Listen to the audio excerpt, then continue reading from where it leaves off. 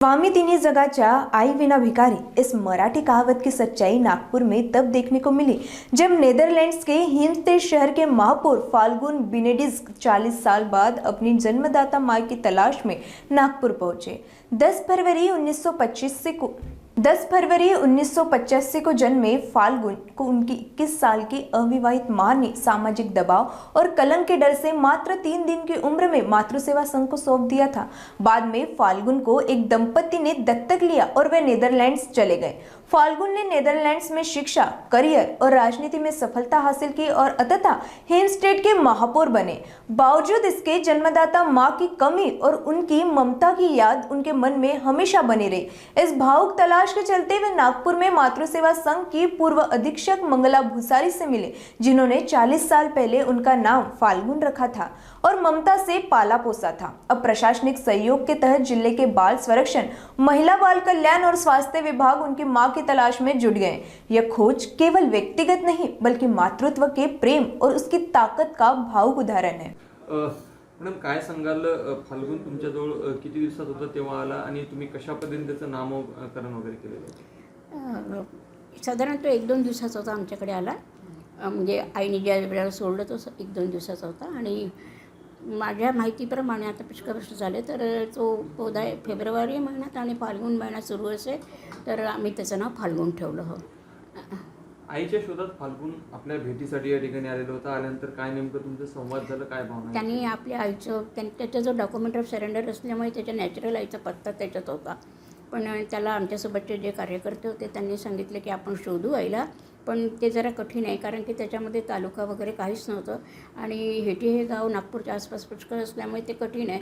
आणि दुसरी एक गोष्ट त्यांना समजावण्यात आली की इतक्या दिवसानंतर आईचा संसार समजावं थेट चालू असेल तर तिच्या आयुष्यात तडा जाणारा हा विषय असू शकतो, त्यामुळे ते शोधणं जरा ठीक नाही। तुमच्याशी काय संवाद झाला होता? किती मन गहिरून आलं? ते आमच्याकडे आले होते त्यावेळेला त्यांनी मला पाहतात त्यांना खूप गहिरून आलं। त्यांच्या मते की माझी आई नाही पण आपण माझ्या आईसारख्याच आहे, यांनी मला संस्थेत ठेवलं, वाढवलं घरच्यासारखं, त्यामुळे तुम्ही माझ्या आईसारख्याच आहे हे त्यांचं पहिलं वाक्य होतं आणि त्यांना खूप गहिरून आलं। ते माझ्या नमस्कार म्हणजे एकदम जवळ येऊन त्यांनी केलं, हे त्यांची प्रतिक्रिया होती आणि त्यांच्या डोळ्यातून पाणी पण आलं। हे एक मुख्य प्रतिक्रिया झाली। साधारणतः 1.5 महिन्या अगोदर मान्य जिल्हाधिकारी डॉक्टर विपिन ईटनकर सरांकडे एक व्यक्ती आलेत आणि त्यांनी सगळी परिस्थिती सरांकडे सांगितली की 40 वर्षा अगोदर मी नागपूरवरून दत्तकला गेलेलो होतो, एका फॅमिलीने मला दत्तक घेतलं होतं आणि मी आता नेदरलँडच्या एका सिटीचा महापौर आहे आणि मला माझ्या आईचा आणि माझ्या नातेवाईकाचा शोध घ्यायचा आहे।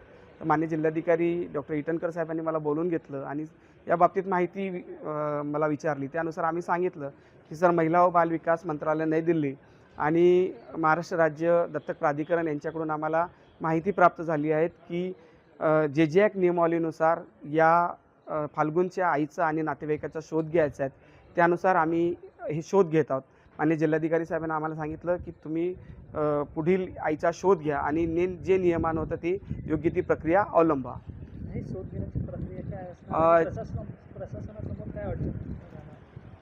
जे ॲक्ट 2015 आणि 18च्या नियमावलीनुसार, त्याचप्रमाणे केंद्रीय दत्तक प्राधिकरण नियमावली 2022नुसार जर भारतातून मुलं विदेशाला दत्तक गेली तर त्यांना स्वतःचे राईट्स आहेत, स्वतःचे अधिकार आहे आईवडील आणि नातेवाईकाला शोधाचा।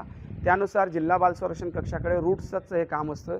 आम्हाला जे रूट सर्चचे अधिकार मिळाले त्यानुसार प्राथमिक माहिती आम्हाला ही मिळालेली आहे की एका मेडिकलमध्ये एका दत्तकगृहामध्ये त्याचा जन्म झालेला आहे, आईने त्याग दिलेले आहेत बाळाला आणि आता त्याचा आम्हाला शोध घ्यायचा आहे।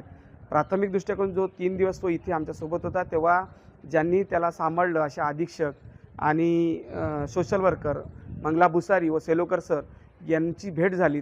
आता फाल्गुनला आपल्या आईची आणि नातेवाईकाची ओढ लागली आहे। नियमाप्रमाणे जर आम्हाला आईवडील आणि नातेवाईक भेटले आणि त्यांचं कन्सर्न राहिलं तर निश्चित आम्ही फाल्गुनची त्याच्या नातेवाईकासोबत आणि आईसोबत भेट घालून देऊ। मी शिवशंकर सेलोकर, मी 1985 पासून ॲडॉप्शनच्या क्षेत्रामध्ये काम करत आहे आणि फाल्गुन जेव्हा आमच्या दत्तगृहामध्ये आला त्यावेळेस तो अगदी छोटा होता